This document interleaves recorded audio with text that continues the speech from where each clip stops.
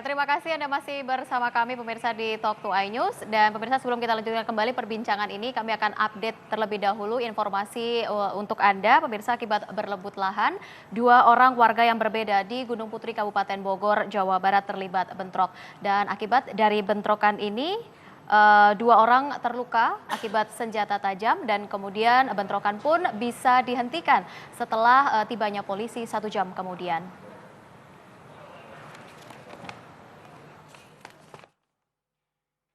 Tawuran antara 2 kelompok warga ini, pemirsa, terjadi antara warga Kampung Caga dengan warga Wanaherang di Kecamatan Gunung Putri, Kabupaten Bogor. Dan penyebab tawuran ini karena sengketa tanah antara Haji Acang dan Maman Daning yang memang keduanya adalah merupakan juragan tanah di wilayah ini. Kedua kelompok ini masing-masing merupakan warga bayaran dari kedua juragan tanah yang memang terlibat saling klaim hak kepemilikan. Dan akibat dari tawuran ini, pemirsa, 2 warga mengalami luka-luka. Tawuran seperti ini seharusnya tidak perlu terjadi begitu jika memang ada kesepahaman dari kedua belah pihak. Dan selanjutnya pemirsa, kita berlanjut ke informasi lain. Warga desa Padajaya, Kecamatan Wado, Sumedang, Jawa Barat tetap bersikukuh bertahan di lokasi genangan akibat pembayaran ganti rugi yang hingga saat ini belum diberikan. Warga desa Padajaya, Kecamatan Wado, Sumedang, Jawa Barat tetap bersikukuh bertahan di lokasi genangan dan masih menunggu verifikasi di Pengadilan Agama. Hektaran lahan sawah pertanian milik warga desa Padajaya, Kecamatan Waduk pun terkena dampak penggenangan waduk. Nasib 11.000 kepala keluarga di kawasan Jati Gede terancam dengan penggenangan waduk Jati Gede.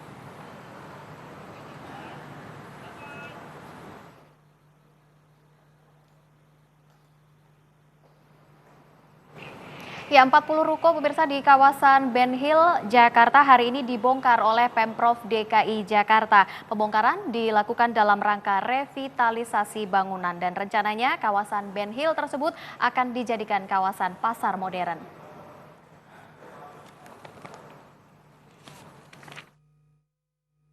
Pembongkaran 40 ruko di kawasan Ben Hill, Jakarta yang dilakukan hari ini berlangsung lancar. Selama proses pembongkaran tidak ada lagi pengawasan khusus yang dilakukan oleh aparat keamanan. Pemprov DKI Jakarta hanya mendirikan pagar setinggi 4 meter di lokasi untuk mengantisipasi adanya perlawanan dari warga. Sejumlah tukang bangunan dengan menggunakan alat berat disiagakan di kawasan Ben Hill untuk melakukan pembongkaran. Dan pembongkaran ruko ini sendiri dilakukan dalam rangka revitalisasi yang nantinya kawasan ini akan diubah menjadi kawasan pasar modern.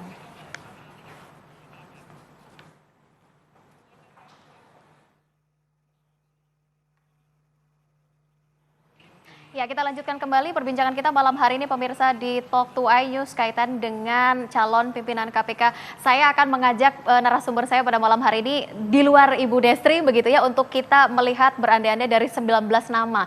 Hanya Ibu Destri seperti yang sudah tahu 8 nama itu kira-kira siapa aja. Saya mulai dari Abang dulu. Abang, kalau boleh nih sebut nama, kira-kira 8 nama bayangan Abang siapa? Nggak apa-apa loh, kita terbuka. Kan ini dari 19 nama kan Abang sudah tahu nih, ya kan? 8 atau mungkin 3 saja lah ya menurut Abang pantas untuk menduduki calon pimpinan KPK. Semuanya pantas, tapi kan nggak enak aku bilang si A, si B, si C. Ya. Nyatanya nanti kan selesainya di voting. Oke, berarti tidak mau sebut nama ini. Enggak, baik.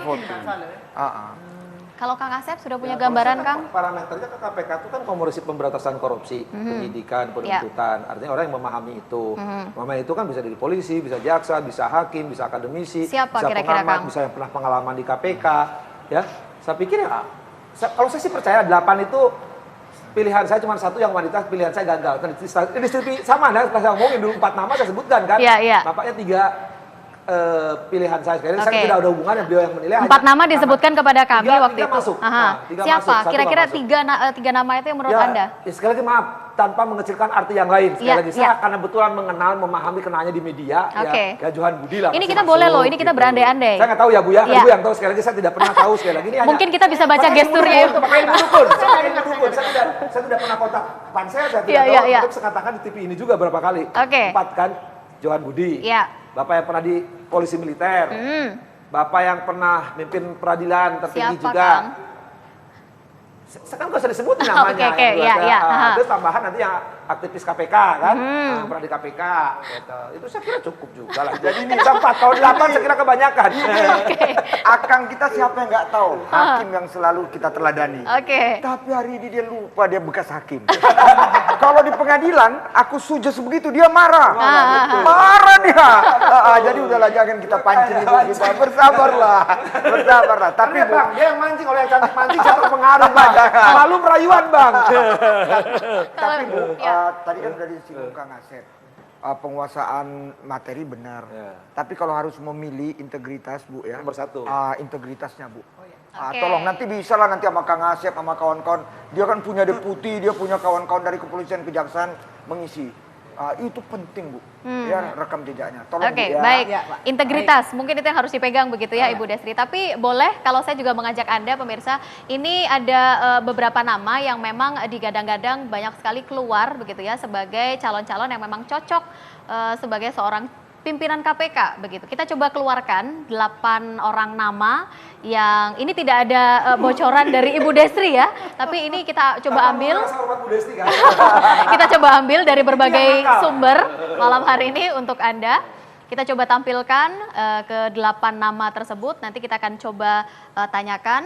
Ya, ini Agus Raharjo, Kepala Lembaga Kebijakan Pengadaan Barang Jasa Pemerintah gitu. Kemudian, ya berikutnya, ini hanya sekedar gambaran ya Bapak-Bapak dan Ibu. Brigjen Basaria Panjaitan, jabatannya Widya Ismara Madya Sespimti, Polri. Baik, ini sudah mewakili dari unsur kepolisian. Kemudian yang ketiga kami hadirkan Maijen Purnawirawan Hendarji Sopanji, jabatan mantan Aspam Kepala Staf Angkatan Darat. Kemudian berikutnya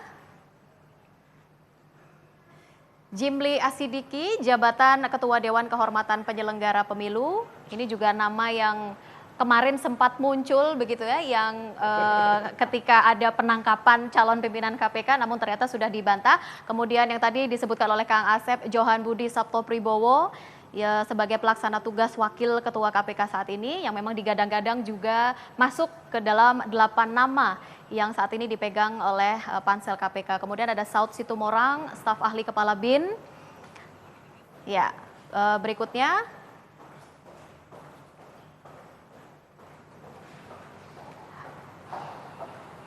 Sri Haryati, Direktur Perdata Jamdatun Kejagung. Baik, satu lagi kami akan hadirkan. Ya, Inspektur Jenderal Yoce Mende, jabatan mantan Kapolda Papua.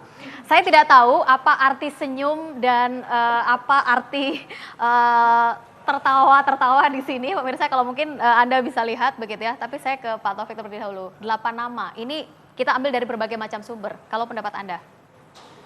Saya begini, saya memang tidak terlalu jauh menelisik mereka. Kenapa saya ingin menjaga objektivitas saya. Jadi saya jangan terlalu masuk subjektivitas saya di sana. Saya ingin melihat nanti langsung ketika kami lakukan wawancara. Karena dulu di dalam wawancara sebelumnya berhubungan dengan Hakim Agung, ada sejumlah nama saya itu adalah favorit. Ya. Tetapi setelah di sana hadir di dalam forum, melalui wawancara, saya agak sedikit terganggu. Nah, karena itu saya tidak mau lagi, ini adalah berandai-andai di dalam konteks psikologi saya. Ya kan, saya ingin hadir ke sana, saya ingin melihat langsung. Kenapa? Karena saya yakin bahwa apa yang telah dilakukan oleh pansel ini, saya yakin itu adalah sudah cukup matang. Jadi siapapun nanti, itu menurut saya akan hadir kemudian akan muncul, itu akan diterima oleh masyarakat. Jadi apapun yang kami lakukan. Karena itu saya ingin menjaga jarak dengan mereka itu semua.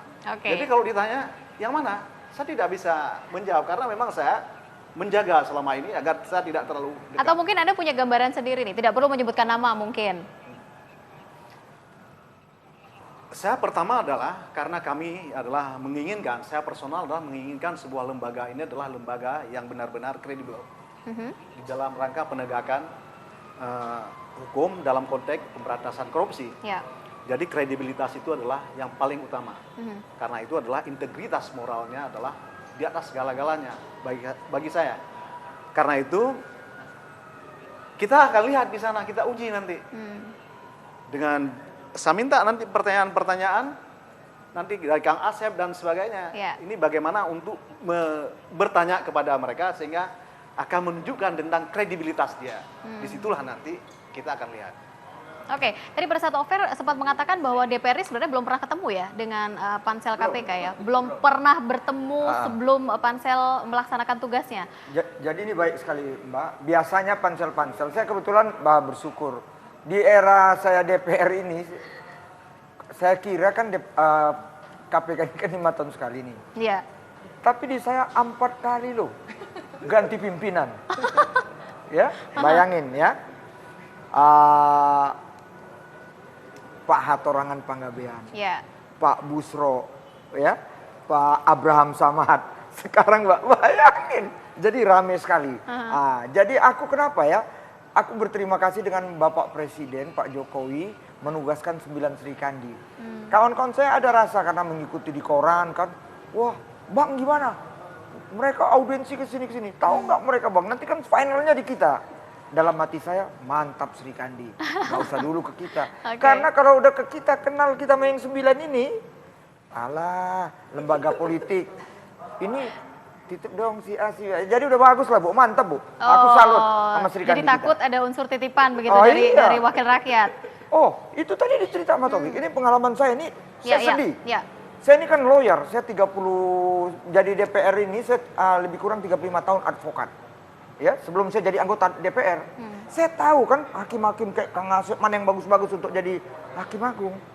Tapi waktu ke kami benar, ini tokoh Nasdem kita udah benar sekali. Itu udah mulai, itu kan nanti pemilihannya paket. Bang, abang maunya yang mana? Tapi ini dong, ini tante saya, ini dosen. Tantenya, aduh. Tapi kalau dari 8 nama tadi yang kita keluarkan, kalau menurut abang sendiri gimana? Ya, boleh aja 8 itu, tapi nanti adakah yang kan sesuai Bang? Akan 4. Oh ada, yang sesuai sih ada. Ada, bagus. Ada. Kira-kira siapa itu? Ada deh. Dia belum ngetes sudah nyebut nama, salah malah. Kami tanyakan deh. Sebenarnya beliau nggak ke DPR, ya di luar yang udah berdua ini kan, kita percaya yang 2 ini kan, udah tahu. Takut disentuh, mereka nggak mau. Itu aja. Kalau Bang Ruth sama beliau kan pasti tahu kan. Kalau yang lain, Sri Kandi udah tahu gitu. Takut disentuh. Tapi kalau dari Kak Asep sendiri, dari 8 nama itu terus gimana? Bilang, kalau saya 8 kan masuk 3 tuh pasti masuk lah gitu. Sekali lagi terus sebut 3 itu pasti masuk. Saya yakinnya. Karena saya orang luar ya, nggak menilai kan. Kalau terpilih juga nggak apa-apa karena kalau beliau berdua nanti kan menilai. Dari 8 itu aku bisa baca bahasa tubuh ketua tadi. Dari 8 itu tadi ada yang nggak tepat. Aku bisa. Karena aku selalu mendambakan surga di telapak kaki ibu. Bang, minimal satu sama ya. Kalau kita nggak setuju ya. Oke.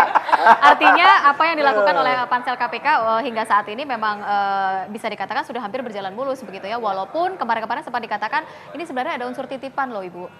Enggak ada, sama sekali. Di awal kita udah bilang kita tidak melihat baju orang itu apa. Bahwa dia ada di belakangnya ada institusi, label-label institusi ataupun perusahaan. Itu benar-benar kita cut off dan kita melihat individual. Makanya tesnya itu kalau kita lihat tuh tes objektif sekali gitu. Jadi benar-benar melihat subjektivitas dari si orang tersebut. Yang kemudian makin diperkaya dengan tes kepribadian, tes kesehatan jiwa, itu juga kita lakukan Pak. Jadi tuh ada tuh tes kesehatan jiwa, mana orang yang nggak bisa mengendalikan emosi, mana yang gampang panik dan sebagainya. Itu kelihatan di situ. Sampai tentunya yang terakhir yang buat kami yang akhirnya menentukan setelah kita melihat dari hasil wawancara, hasil kesehatan, ini satu yang nggak bisa kita tinggal adalah catatan Mbak. Karena kita nggak mau, seperti tadi dikatakan oleh Pak Asep, bahwa benar ini kan ada masalah hukum ya Pak, tersangka. Dan bahwa belum tentu juga dia salah gitu kan Pak. Tapi ini bukan ranahnya pansel. Karena kami hanya berpegang Undang-Undang KPK pasal 32, bahwa kalau pimpinan KPK dinyatakan sebagai tersangka, apakah dia benar atau tidak, apakah kasusnya kecil atau gede, maka udah dia harus stop. Nah kami tentunya kan nggak ingin presiden nanti dalam posisi sulit gitu. Jadi benar-benar dari awal memang kami men-screen gitu loh Pak. Jadi benar-benar kami screen sekali ngelihat mana nih catatan polisi. Dan menariknya dalam hal ini kadang-kadang catatannya bisa sama nih Pak. Polisi, KPK, ICW. Jadi buat kami ini makin nilai membantu plus juga sekali ya. gitu. Baik. Dan Pak, yang dibilang Kang Asep betul. Mau coba-coba dengan 9 Serikandi menitip. Oplanya ini gede banget. Dia langsung nyanyi. Siapa yang nitip dinyanyiin. Iya. Baik pemirsa. Bawel lagi ya. Bawel lagi. Kita masih punya satu segmen lagi untuk membahas kaitannya dengan calon pimpinan KPK. Kami masih menunggu komentar Anda di www.iNewsTVmobile.com. Silakan berikan komentar sebanyak-banyaknya. Talk to iNews segera kembali sesaat lagi.